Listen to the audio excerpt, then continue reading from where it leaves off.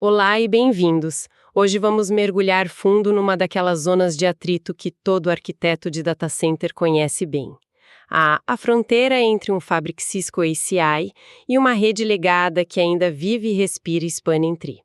Nossa conversa vai ser para destrinchar um documento técnico que trata especificamente das políticas de STP para conexões L2 Out. É ali que esses dois mundos colidem. Exatamente. E a colisão é, inevitável, porque os designs são filosoficamente opostos. De um lado, o STP, que depende de BPDUs para construir uma topologia sem loops. Do outro, o ACI, um Fabric L3 com overlay VXLAN, projetado para evitar o flooding a todo custo.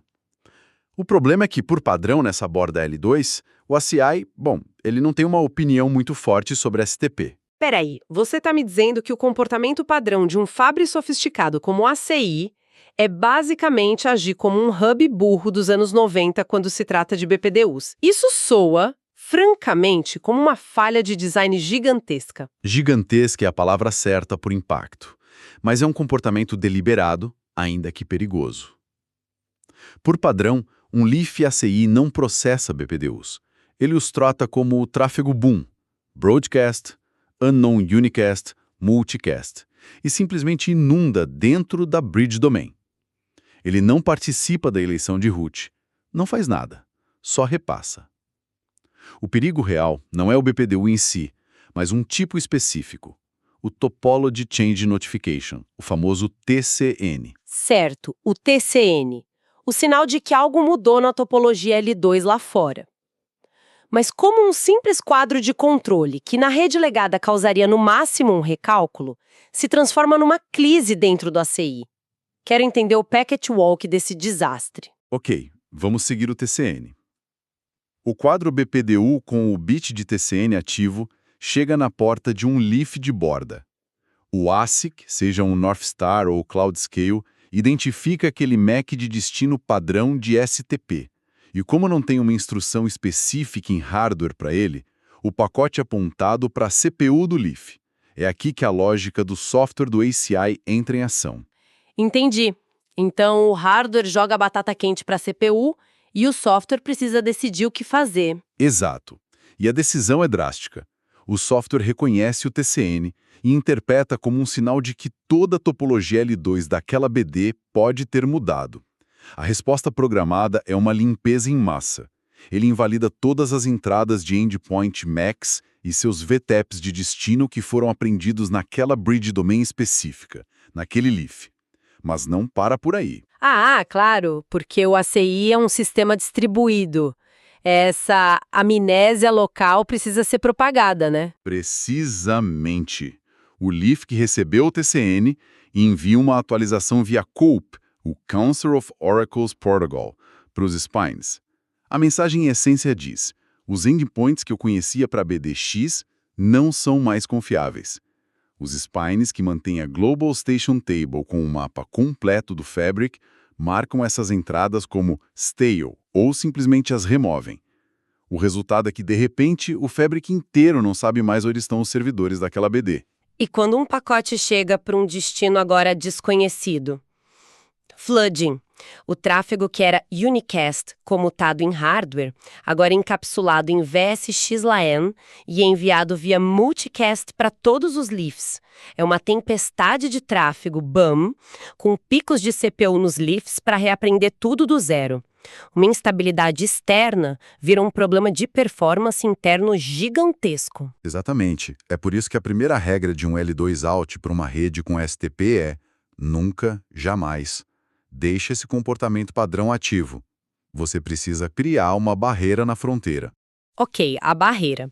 O documento é bem enfático ao recomendar o BPDU Filter como a configuração padrão para, 90% dos casos.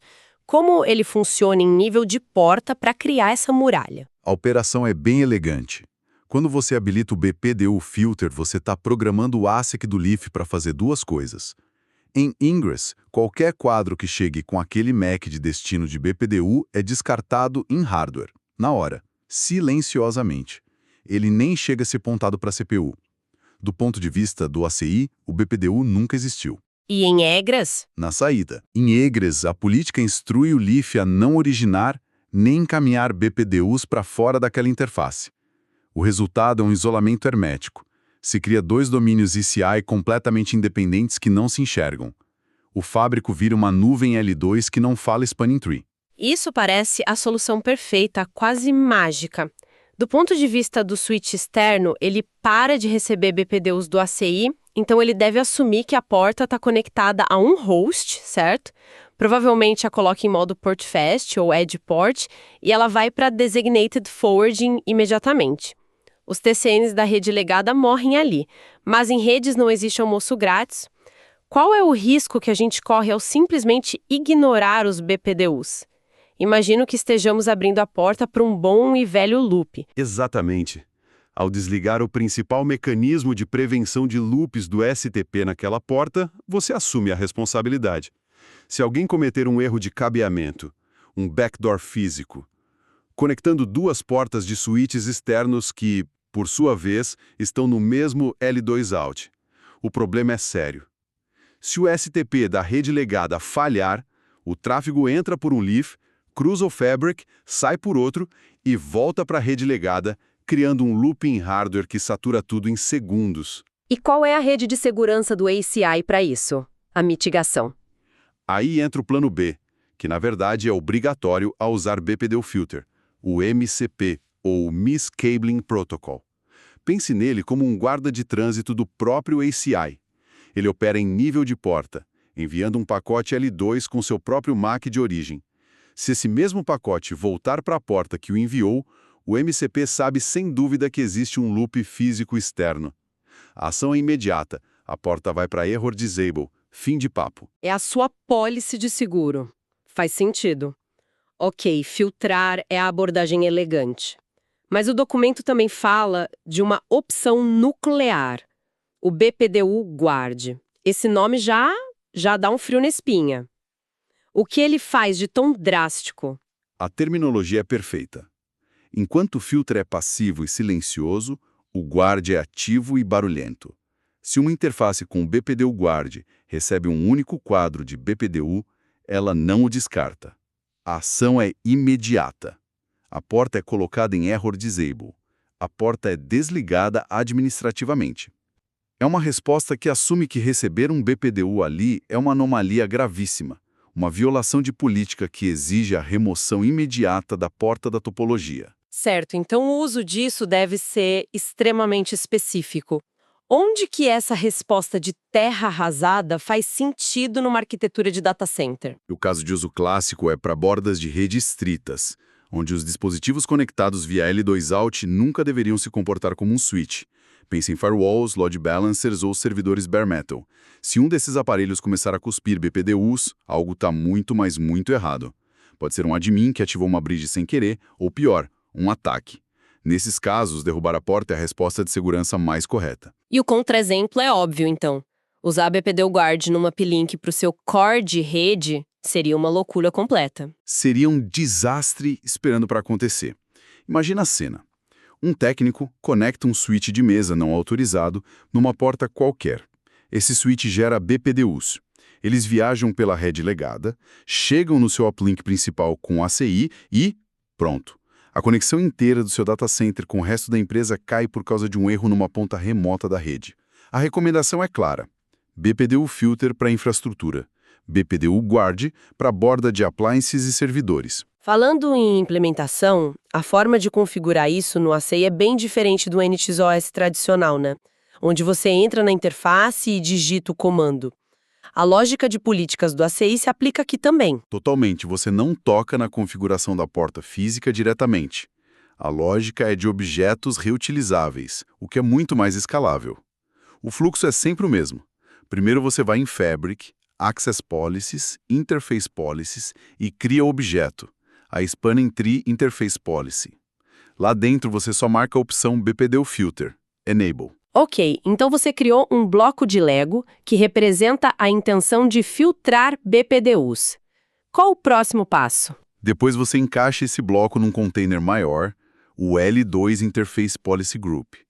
Esse grupo agrega todas as políticas que você quer para um conjunto de interfaces. CDP, LLDP, LACP e, claro, a nossa política de STP. Por fim, você vai no seu L2Alt, edita o Interface Profile e aplica esse Policy Group às portas físicas ou VPCs daquela conexão. Uma vez aplicado, todas as políticas são renderizadas nos leafs. Faz sentido, é um modelo mais declarativo. E no mundo real, onde quase tudo é redundante, como isso funciona com um VPC com 2 leafs ACI conectados no mesmo switch legado? Pelo contrário, simplifica. Com o BPDU Filter habilitado no Policy Group do VPC, ambos os leafs param de processar e transmitir BPDUs. Para o switch externo, que deve estar com o Ether Channel LACP configurado, o par VPC do ACI se apresenta como um único dispositivo final que não fala Spanning Tree. Não há risco de um leaf bloquear a porta do outro. A conexão vira um link agregado, estável e previsível. Resumindo a nossa conversa, então, a mensagem central é que o tratamento da fronteira STP não é um detalhe, um ajuste fino. É uma decisão de arquitetura fundamental para a estabilidade de um Fabric ACI.